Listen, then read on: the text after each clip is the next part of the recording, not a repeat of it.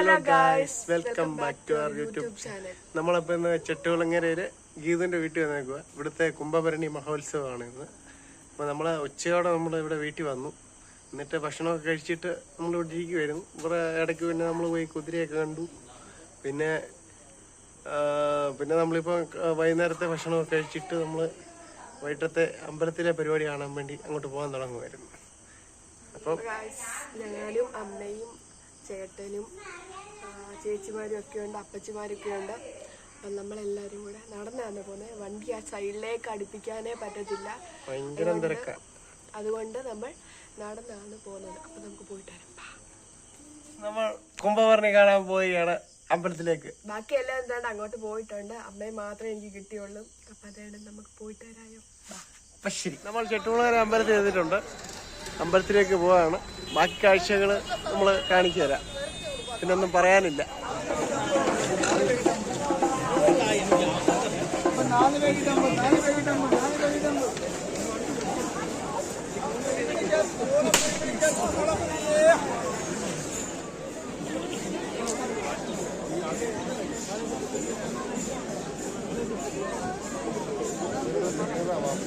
നമ്മളങ്ങനെ വേണ്ട അമ്പലത്തിലൊക്കെ എത്തിയിട്ടുണ്ടായിരുന്നേ. പിന്നെ നമ്മൾ കാഴ്ചക്കണ്ടത്തിലൊക്കെ ഇറങ്ങി തേനും കുതിരയൊക്കെ കണ്ടു കഴിഞ്ഞ് നമ്മുടെ കുതിരയായി ഇരഴത്തൊക്കെ കുതിരയുടെ പുറകെ പോയിരിക്കുമായിരുന്നേ. അപ്പോഴാണ് അമ്മ അച്ഛനും വാവാച്ചിക്ക് ബലൂൺ വാങ്ങിച്ചു കൊടുത്തത്.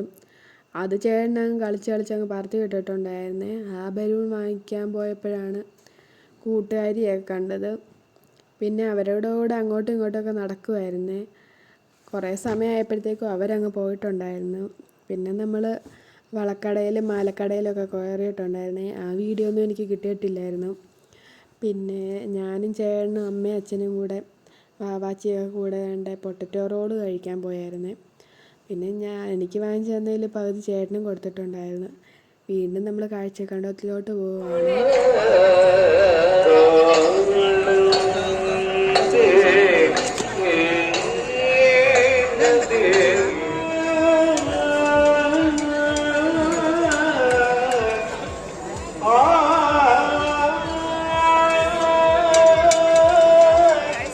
ഇതാണ് നമ്മുടെ കുംഭഭരണിയുടെ വീഡിയോ.